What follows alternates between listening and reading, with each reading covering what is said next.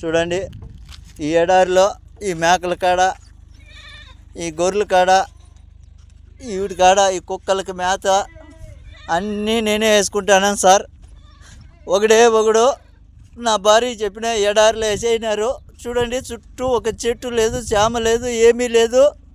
నాకు బతకాలని లేదు సార్, నాకు ఈడు ఉండాలని లేదు. నేను ఎంత చెప్పినా మా భార్య కూడా వినిపించుకోవట్లేదు. ఎవరు చెప్పినా కూడా నా మాట నమ్మడం లేదు. ఆ పావురాలకి, ఈ కుక్కలకి అన్నిటికీ మేత, మంచి చెడ్డ అన్నీ చూడాలి. ఒక్కొక్క రోజు వాళ్ళు వచ్చినారంటే నైట్ 3 అయినా నిద్ర ఉండదు, 4 అయినా నిద్ర ఉండదు సార్. కోళ్ళకి, ఇక్కడ బాతులకి, ఇట్లా కోళ్ళకి అన్నిటికీ మేత చూసుకోవాలి. చెట్లు వచ్చేసి 2 కిలోమీటర్లు ఉన్నాయి సార్. ఆవిడికి నీళ్ళు ఎత్తుకుపోయి పోయాలా, క్యాన్లతో నీళ్లు మోసుకొని పోవాలా.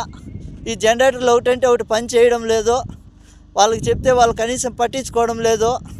మొన్న మోటార్ చెడిపోతే మోటార్ కూడా కనీసము రిపేర్ చేయించుకొస్తానని ఎత్తుకుపోయినాడు. ఇంతవరకు తేలేదు సార్. నీళ్ళు క్యాన్లు మోస్తానన్న రోజు ఒక మోటార్ పని చేస్తుంది, చెప్పినా కూడా వాళ్ళు చెవుల్లోకి వేసుకోవడం లేదు. చూడండి, ఈ పావురాలు, ఈ బాతులు, వీటికి అన్నిటికీ నీళ్ళు పొద్దున్నుంచి మోయాలా, అన్నీ చేయాలి సార్. నేను ఒకటే, నా వల్ల కావడం లేదు. ఎండకి సుస్థి అయిపోతుంది. ఇక్కడ పట్టించుకునే వాళ్ళు లేరు. ఇప్పుడు ఆయన వచ్చి 3 రోజులు అవుతుంది సార్. కనీసం నువ్వు తిన్నావా చచ్చినావా అని ఫోన్ కూడా చేయడం లేదు. ఈడ నాకు ఈ పక్క పాములు, తేళ్ళు ఎక్కువ ఉన్నాయి సార్. నేను చచ్చిపోయినా కూడా అడిగేవాడు లేదు సార్. ఈడ నా పరిస్థితి ఇట్లుండదు. నాకు దయచేసి ఎవరైనా సాయం చేయండి సార్. ఈ ఎడారి నుంచి నన్ను బయట వేసేయండి, ఇంటికి వచ్చేస్తాను. ఈడున్నానంటే చచ్చిపోతాను సార్. ఇంక 2 రోజులు ఉంటే చచ్చిపోతాను. నా వల్ల కావడం లేదు సార్. చూడండి, చుట్టుకారము ఒక చెట్టు లేదు, చామ లేదు, ఒక మనిషి మాట్లాడేవాడు కూడా లేడు సార్. ఈడ నాకు కనీసం మాట్లాడిచ్చేవాడు లేడు. తిన్నావా చచ్చినావా ఏంపా ఎట్లుండదు అని అడిగేవాడు లేదు సార్.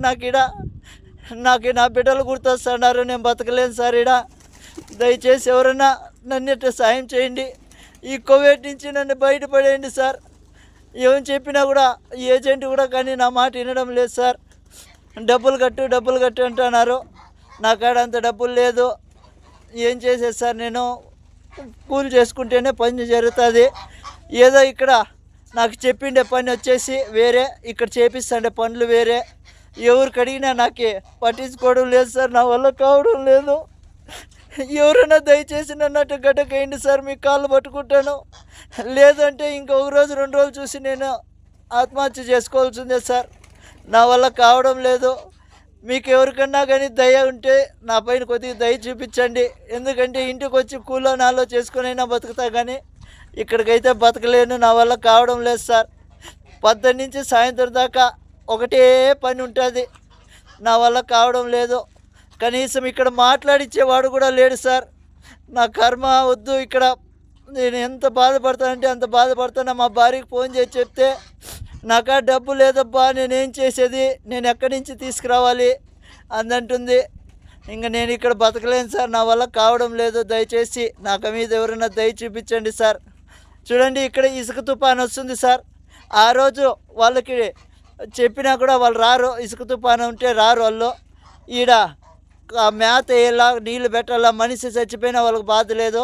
వీటన్నిటికీ మేత పెట్టాలా, నీళ్లు పెట్టాలి, అన్నీ చూసుకోవాలి సార్. కాబట్టి ఎవరైనా దయచేసి నా బాధ అర్థం చేసుకోండి.